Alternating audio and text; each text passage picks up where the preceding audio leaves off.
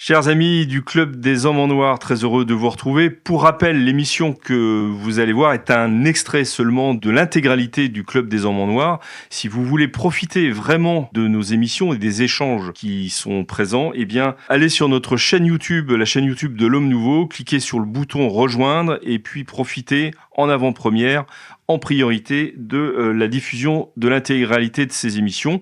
Sinon, vous pouvez également aller sur le site de l'Homme Nouveau, renseigner votre adresse courriel pour être prévenu de la diffusion de ces émissions du Club des Hommes en Noir.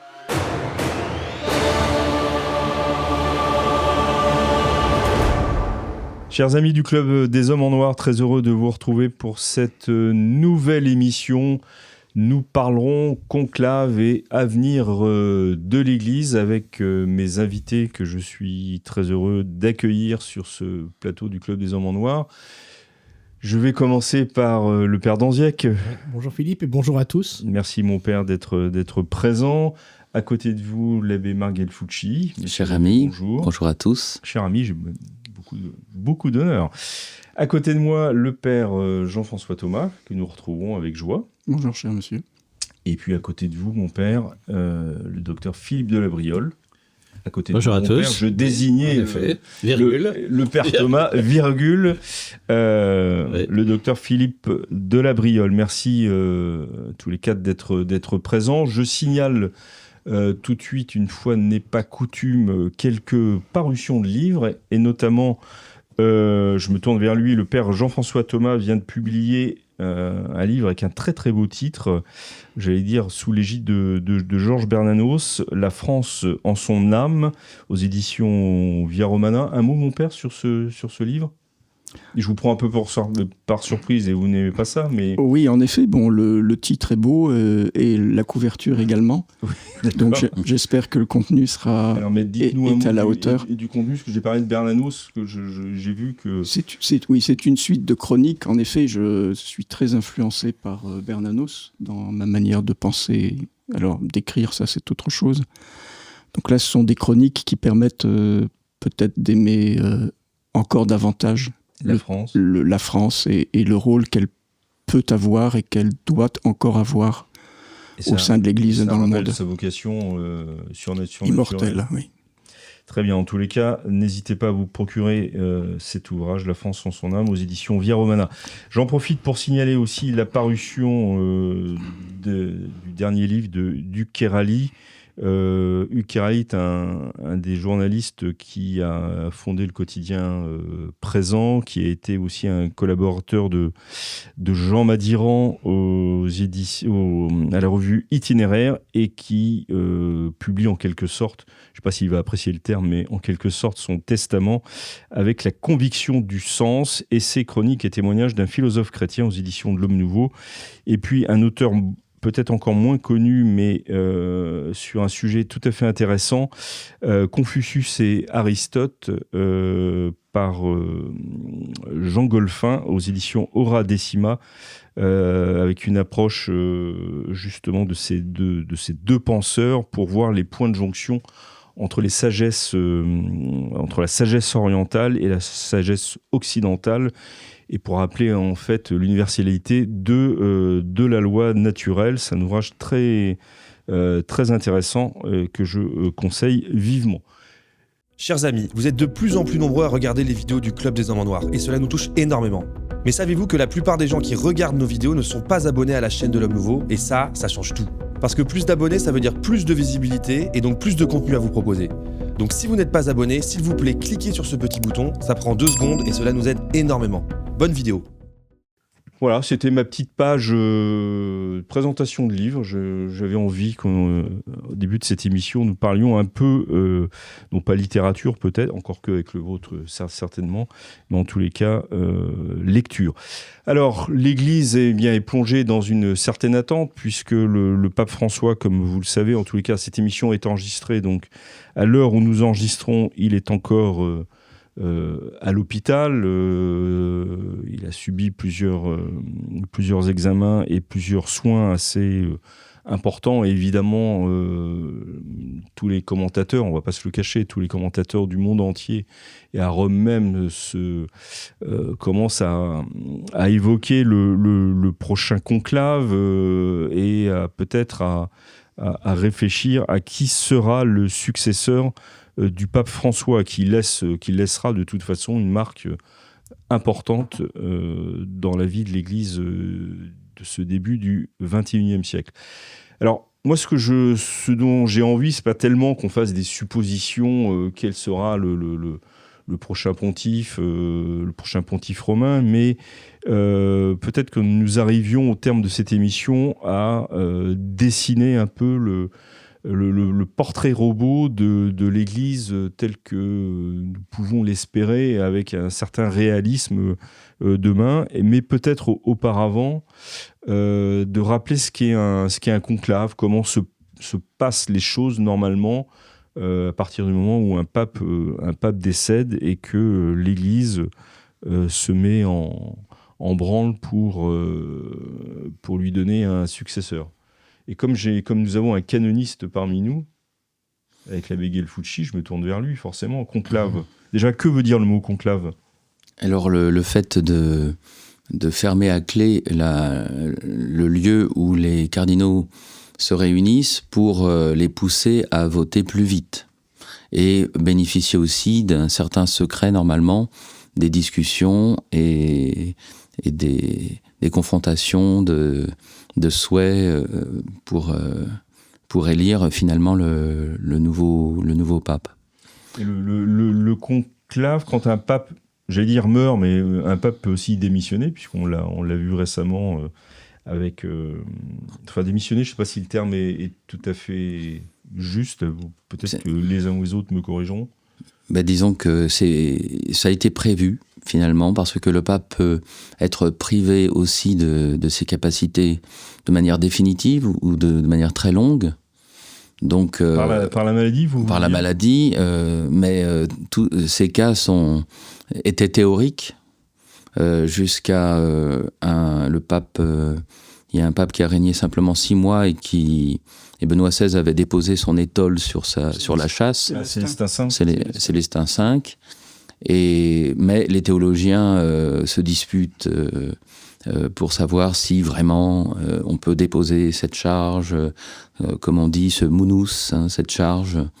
Et donc, il y a une querelle, mais en soi... Vous avez prévu, avait, je crois, écrit sa lettre de démission si jamais il avait été emprisonné par les Allemands pendant la Seconde Guerre mondiale, justement pour ne pas empêcher que l'Église se donne un autre pape qui puisse effectivement la conduire dans des circonstances extrêmement difficiles. Voilà, mais la question...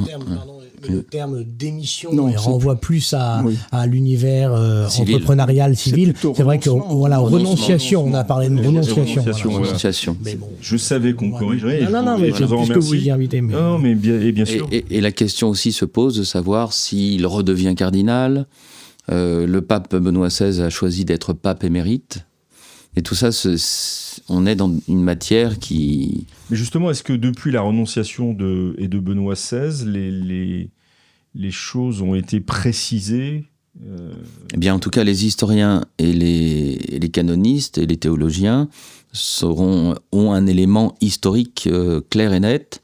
Un pape qui garde la soutane blanche et qui signe Benoît XVI et qui ne signe pas... un précédent, en fait. Oui, mais qui est un fait, et en plus qui a duré 10 ans. Et qui peut faire jurisprudence, c'est ce que qui fait jurisprudence. Ou qui fait déjà jurisprudence. Mais rien n'a été précisé dans ce domaine dans le texte qui a été publié sous le pontificat du pape régnant actuel. Tout à fait. Il n'a pas formalisé cette pratique, ce choix personnel de Benoît XVI. En fait, il se laisse toutes les portes ouvertes.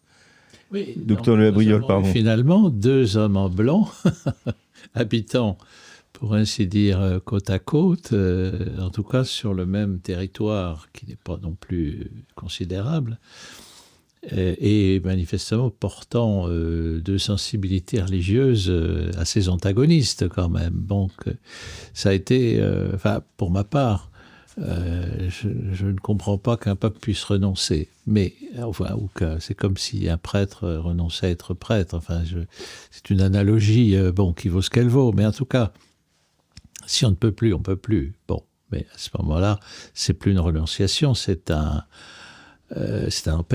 empêchement, si vous voulez, un empêchement somatique. Bon. Concrètement, cette renonciation qui, pour raison de santé, fait tout de même perdurer en vie et en production et en parole quelqu'un qui n'est plus en fonction, il me semble que c'est plus troublant qu'autre chose. Même si, d'une certaine manière, ça manifeste qu'il s'est passé quelque chose dans l'Église entre Benoît XVI et le pape François. Ça très clairement. C'est un terme technique d'ailleurs pour certains, le siège empêché. C'est ça. Mais tout cela n'est vraiment pas clair. Ce que vous êtes en train de dire, docteur Gabriel, c'est que finalement, vous ne souhaitez pas que se reproduise ce qui s'est produit avec Benoît XVI, finalement. Tout à fait. Tout à fait, parce que ça fait, si vous voulez, engagement suspendu. Je me démets, voilà. Je suis empêché, ça c'est passif, mais je me démets, c'est actif. Voilà, je souhaite que ce temps actif ne soit pas reproduit. L'exemple de Jean-Paul II, alors on a dit quel courage, les autres attendaient qu'il s'en aille parce qu'il voulait une autre politique, mais concrètement... Oui, puis parce que justement, je pense que Benoît XVI avait l'exemple de Jean-Paul II en tête, un pape extrêmement diminué physiquement, dont on disait que c'était plutôt son entourage qui gouvernait que lui-même. Lui assurait effectivement l'exemplarité et le témoignage de la souffrance et du pape qui tient jusqu'au bout. Mais je vais vous donner la parole, Père Thomas. Mais finalement... Vous parlez de Jean-Paul II. Oui, je parle de Jean-Paul II. Un état parkinsonien n'est pas nécessairement un état démentiel. Non, il n'était pas démentiel, d'ailleurs. Il n'était pas dément. Non, mais ça tout à fait. Mais il ne gouvernait, semble-t-il, plus vraiment. Il n'était pas dément. Pardon, peut-être le Père Thomas. Allez-y, et puis... pour les souvenirs, pour les jeunes générations, moi j'avais 16 ans, j'étais plus âgé, j'avais 20 ans, mais donc en pleine possession de mes moyens. Et c'est vrai que les images tout de même de Jean-Paul II, au balcon, place Saint-Pierre, étant obligé de s'arrêter parce que, même pas de s'arrêter de parler, n'arrivant pas à s'exprimer devant sa feuille de papier, etc. Ne donnait pas le sentiment qu'il était par derrière capable de conduire les destinées de l'Église en tant que pontife suprême. Voilà, maintenant ça s'est fait comme ça, tout ça invite évidemment au respect du peuple de Dieu, de tous les baptisés, mais à titre purement sur le plan de la raison, en tout cas j'ai du mal à imaginer comment le pape Jean-Paul II dans les derniers mois de son pontificat était vraiment en mesure de conduire les destinées de l'Église. Enfin, ça c'est l'impression que vous aviez... C'est l'impression que j'ai, voilà. Non, mais peut-être que je me trompe. Mais que vous aviez à l'époque. Ah oui. Vous n'avez pas fait partie des Sancto Subito moi je suis allé aux obsèques de Jean-Paul II, mais mais c'est-à-dire que c'est à la fois très édifiant. Il faut se rappeler un peu l'atmosphère. Je dis juste que c'est à la fois très édifiant de voir le pontife très diminué qui offre finalement sa vie pour l'Église, et en même temps la raison résonante fait dire en tout cas fait douter au-delà du fait d'être édifié par quelqu'un pris par la maladie, de sa capacité réelle à conduire les destinées de l'Église. Je n'ai pas la réponse, mais j'ai quelques doutes. Peut-être que d'autres estiment que c'est tout à fait possible. Vous dites que son état parkinsonien ne l'empêchait pas d'agir. Enfin, il était extrêmement affaibli, extrêmement diminué. Enfin, moi, je ne suis pas médecin. Sur un plan moteur, c'est indubitable. Chers amis, vous êtes en train de regarder le Club des Hommes en Noir. Je me permets juste de vous dire que saint Ambroise disait que nous ne serons pas jugés sur ce que nous aurons donné, mais sur ce que nous aurons gardé. Vous nous regardez ?